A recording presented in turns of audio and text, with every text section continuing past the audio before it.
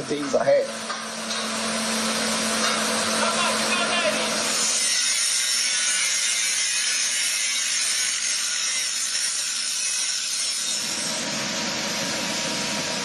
Signs and sounds of work returning to the refinery greets our ears as Channels Television's crew approach the plant.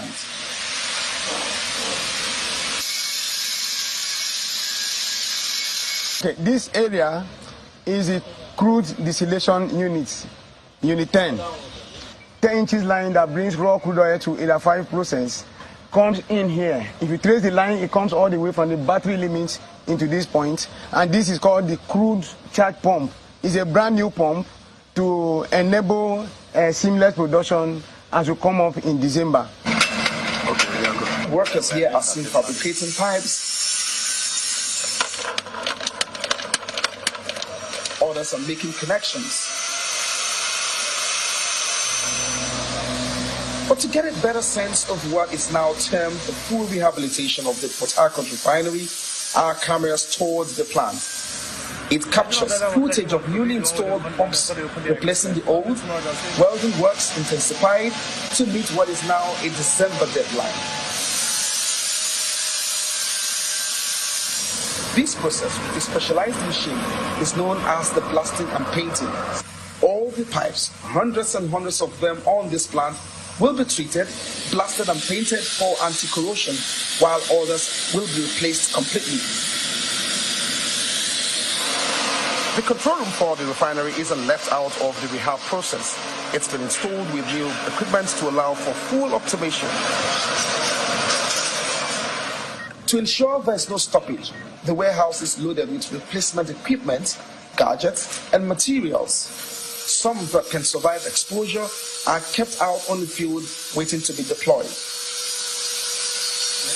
We cornered the man whose shoulder all of this lies on here on the complex, and he tells us more on the advancement with dinks of high optimism. When the old Port Harcourt Refinery comes on stream in December 2023, we're going to be sure we're going to get products out of it. We're going to get PMS, premium motor spirit. We're going to get kerosene. We're going to get automotive gas oil, AGO. We're going to get LPFO, which is for industries, heavy industry use. We're going to get all those products. Of particular interest is how and why this rehabilitation timeline appears fully on course, especially the funding mechanism. This refinery, when we bring it back, we're going to ensure that it runs at a minimum capacity utilization of 90% to be sure that we're able to pay back these loans, because we're using a loan to repay it. We have the governance to ensure that it is done to standard, so that when the plant comes up, it's going to run safely, it's going to run reliably, sustainably, and profitably. Prior to this moment, an integrity test has been conducted at the instance of the EPC company Technimont and approved by the STECO and the NMPC's management, led by the GCO Malambele Kiari. The result meant that all units of the refinery components and operations had to be rehabilitated.